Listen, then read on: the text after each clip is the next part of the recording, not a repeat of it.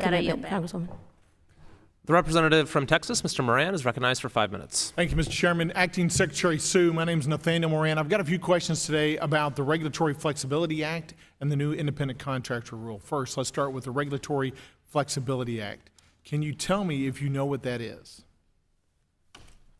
I believe that you are talking about a rule, a law that we adhere to in our rulemaking to make sure that we are hearing from all stakeholders, including small businesses, in the process of our rulemaking. I'll give you a B because you exactly right. You have to do it.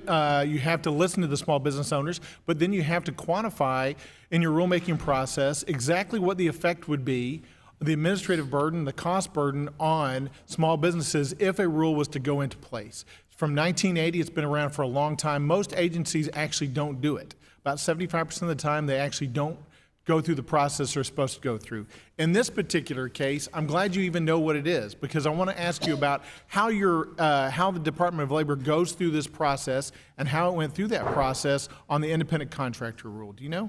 Thank you, Congressman. I hope my parents aren't watching because they'll not like that B, but thank you. I know the rule because we take our obligations in the rulemaking space very, very seriously.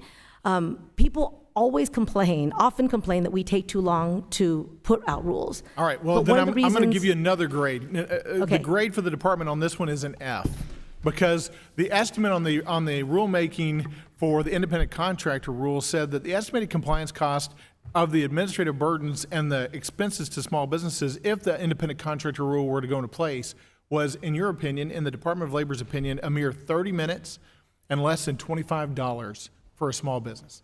Now, you and I know better than that because the proposed original rule was 200 pages. We know that it's going to take longer than 30 minutes just to at least read the proposal as we're going down that process. But for businesses, if they've got people going from independent contractors to now employees, we've got a ton more expenses that are going to be on the line, including new health care expenses, tax expenses, workers' compensation expenses, retirement, paid leave, all of that stuff that you tout as a benefit to businesses is actually a burden on businesses. Did you guys take that into account when you determined that it was going to be merely 30 minutes and less than $25 impact if the independent contractor rule went into place? So, Congressman, as I said, we take all of our obligations seriously. When it comes to rulemaking at the Department of Labor, when we do OSHA rules, in fact, we have another requirement to engage with small businesses. And then in all of our rules, we comply with the act that you named.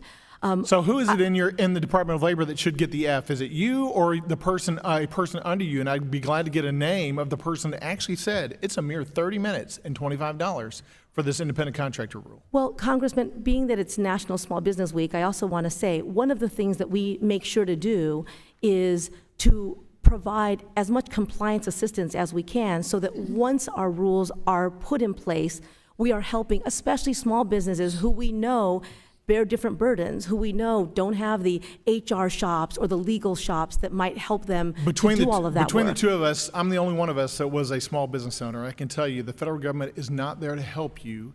It is there to put a burden, a regulatory barrier in front of you most of the times to exceed and to succeed in this life.